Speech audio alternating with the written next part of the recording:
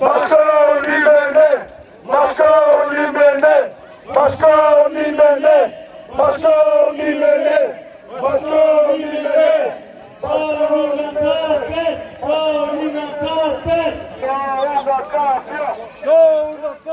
Divjaka nuk ndalet vijon protestën në ditën e 14. Me thirrjet e përhershme Divjak Bashki, qytetarët e Divjakës vijojnë të protestojnë kundër reformës administrative territoriale që e shkrin Bashkinë e Divjakës në Bashkinë e Lushnjës. Gjatë mbrëmjes së dieshme, protestuesit në shesh dhe para mikrofonit kanë kërkuar dorëheqjen e kryetarit të bashkisë Josif Gorrea për të ruajtur dinjitetin e tij dhe të Divjakës. Në Kor, protestuesit janë shprehur se do të rezistojnë derisa të arrijnë qëllimin, ruajtjen e bashkisë së Divjakës.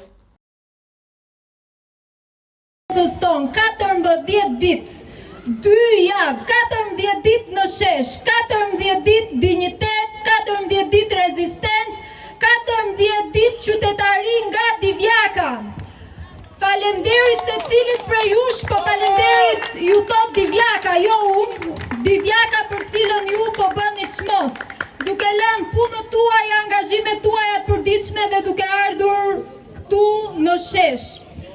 Njerëz të punës, të gjithë këta këtu janë njerëz që punojnë në punë që nuk lidhen fare me institucionin e bashkisë dhe nuk shoh administratën. Ku është administrata? Administrata që vazhdon të paguhet edhe tani, edhe këto ditë. Nuk ka më rëndësi dhe ajo që dalja juaj në shesh është vetëm për të fituar. Nëse ndonjëri prej jush e ndjen realisht se i shërben dhe duhet i shërbejë atij institucioni, që jep këtyre qytetarëve shërbimin pranë vendbanimin, atëherë duhet të dilni në shesh. Administrata në shesh, administrata në shesh.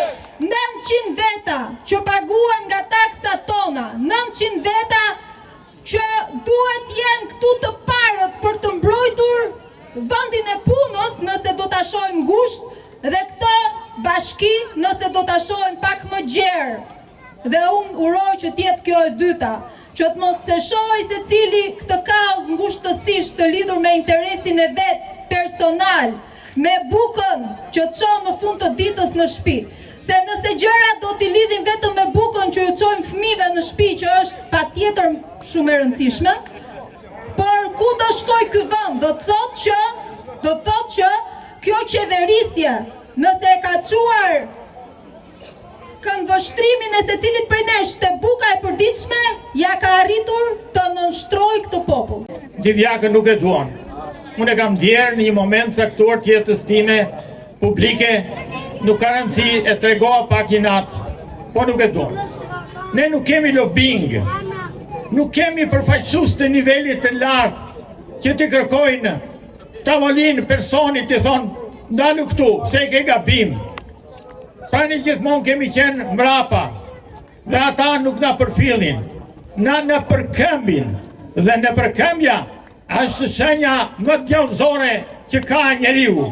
Nëse flasim për cilësitë e karakterit të personalitetit njeriu, ata njerëz që janë mosminjos, ata njerëz që ndër në përkëmbin, ata nuk du të futen në listën. Njerëz me gabime kanë jetë, por mosminjosit dhe në përkëmbësit nuk duhet t'i afrojmë. E them këtë për faktin se e ndjejnë në statistikë. Para sa kohës në një vit, 2 vjet, pa ditur se çdo vinte dhe po vjen kjo që po flasim sonde. Kam shkruar në një status që hedh në mendim dhe thosha, pse duhet kjo bashki e Divjakës të mos ketë avantazhe të tjera, dhe cilit janë këto avantazhe? Unë bëjë një krahasim pa fyer komunitetet tjera, sepse jemi të gjithë shqiptarë, dhe thosha, qarku i Gjirokastrës është 3 herë më pak se Lushja e Divjak. Pra i kuptoni në çfarë rrethana jemi. Qyrje ai para viteve që e bëri bashki të Divjak, nesër ai duhet i jap dorëheqjen. Që tjetë për Divjakën, dhe tjetë me Divjakën. Në qoftë se është kryetari bashkisë dhe është Divjakës, ai duhet bëj këtë veprim, të japi dorëheqjen edhe le të vitë të thërrasi e këtu fort. Rama në burë, Berisha në burë, po që burë. Vetëm kjo. Kjo e banë. Po jo.